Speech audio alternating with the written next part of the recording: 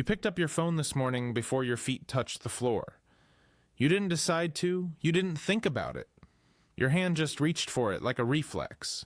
And before you'd taken a single breath of the day, your brain had already processed 3 notifications, 2 headlines about something terrible happening somewhere, and a text you now have to think about how to answer, and you haven't even brushed your teeth yet. By the time you stand up, your heart rate is slightly elevated. Your jaw is slightly tight. There's a low hum of tension behind your eyes that you can't quite name. You're not anxious about anything specific. You're just on, already running, already scanning. And you will stay in that state for the next 16 hours until you put the phone on your nightstand and wonder why you can't fall asleep.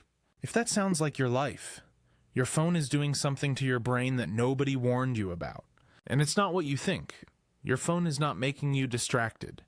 That's the wrong diagnosis. Your phone is keeping your nervous system in a constant state of threat detection. Neuroscientists at the University of California studied what happens to cortisol levels in people who keep their phone within arm's reach throughout the day. What they found was striking. Even when the phone was silent, even when no notifications came through, the mere presence of the device kept cortisol levels elevated above baseline. Your brain knows the phone is there. It knows that at any moment it could deliver information that requires a response. A text, an email, a news alert, a social media comment. And so your nervous system stays in a state that neuroscientists call tonic alertness. Not full fight or flight, not panic, something quieter and more destructive. A low-grade permanent readiness for something that might happen but hasn't happened yet. I call this the alert loop. The alert loop is the neurological cycle where your phone triggers a cortisol microdose. The cortisol makes your brain scan for threats. The scanning makes you check the phone, and checking the phone triggers another cortisol microdose. It never stops. It never resolves. Brain is running a threat detection program 24 hours a day for a threat that never fully arrives and never fully leaves. And the cost of running that program is everything you can't explain about how you feel. Here's how the alert loop is destroying you in ways you haven't connected to your phone. The first casualty is your rest, not your sleep. Your rest.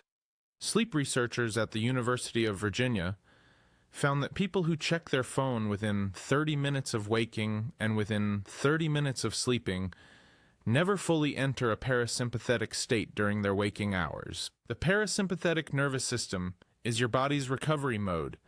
It's the state where your muscles relax, your digestion works, your immune system repairs, and your brain consolidates memories.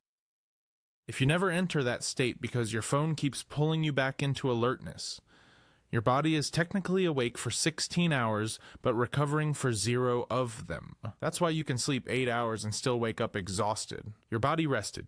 Your nervous system didn't. You're not tired because you did too much. You're tired because your brain never stopped working even when your body did. The second casualty is your ability to feel.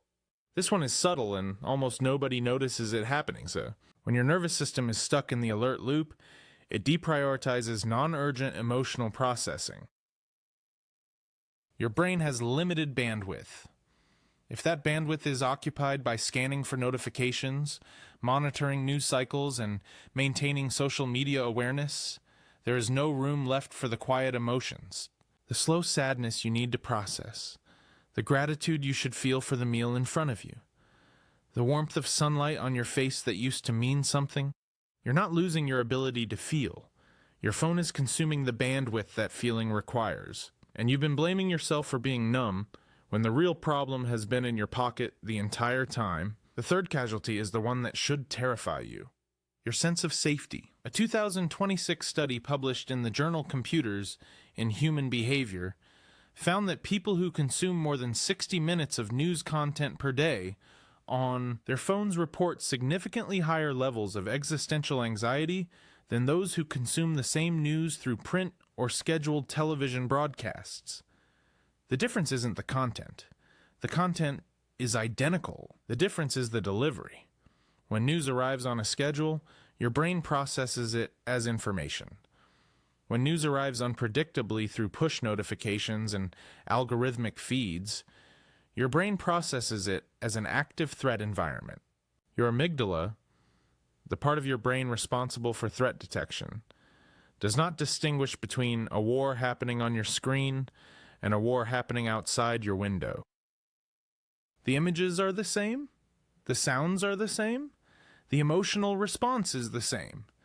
Your phone has turned every global crisis into a personal emergency that your nervous system cannot resolve. And the more you scroll looking for resolution, the more your brain confirms that the danger is ongoing. That's not doom scrolling. That's your nervous system desperately searching for the signal that says it's safe. And your phone will never send that signal, because the algorithm profits from keeping you afraid. Now here's the part nobody talks about. The people most damaged by the alert loop are not the ones who don't care. They're the ones who care too much.